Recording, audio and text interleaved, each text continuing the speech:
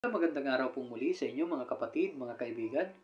Muli po, nandito si Balintataw ng Agila upang kayo po ay handugan ng isa na naman pong tula.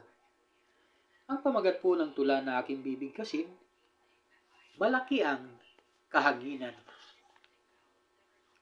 Mayroong magkakaibigang sa inyo ay ikikwento. Sila'y walang ginagawa, mga tambay lang sa kanto. Kapag sila'y nagumpukan ang kanilang mga bisyo, maghapong nagkwikwentuhan, mga kwentong kakaluko. Lahat sila'y mahahangin at walang nagpapatalo.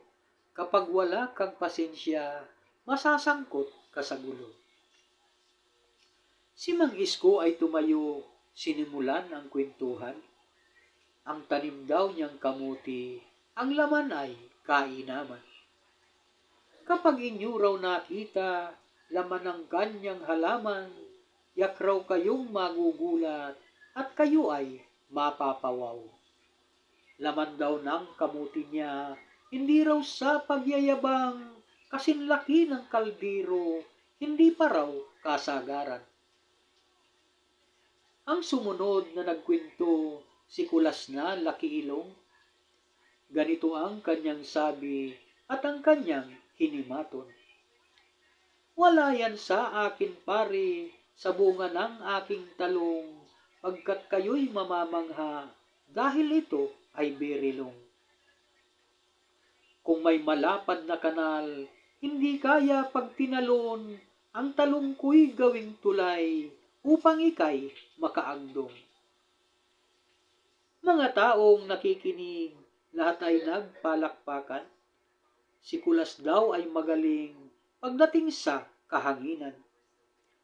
Kung mayroon pang magkwekwento, sabi nila'y panis na yan, di na kayang mahigitan, kay Kulas na kayabangan. Iwan lang raw kung si Berto, kaya pa niyang mahigitan, ang kay Kulas na kwento, siya kaya ay matapatan. At si Berto ay tumayo, tila ito'y nairita, at ang wika'y di patapos, tinapos na ang paghusga. Bakit di raw tumahimik at maghintay muna sila, kapag tapos na ang lahat, saka sila magsalita? Kayo muna'y tumahimik, at ako ay babanat na, higpitan niyo ang pagkapit, baka kayo ay madala. Kayo muna ay makinig, ito na ang aking kwento.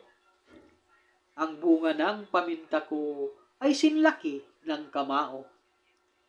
Dahil ito ay malaki, malaki ang problema ko, di ko alam kung saan ko didikdikin ng mapino. Baka mayroon dyan sa inyo na gustong magboluntaryo, sa noo nyo didikdikin ang malaking paminta ko. Mga tao'y naghiyawan at ang lahat pumalakpak. Mas magaling daw si Berto, mahusay siya na bumanat. Malaki ang kamao niya, ang litid ay lumalabas, sa paminta na malaki, ang noo nyo'y mabibiyak. Kaya kami nagkaisa, nanginginig pa ang lahat, kapag hindi ka kumampi, ang panga mo mababasag. Salamat po.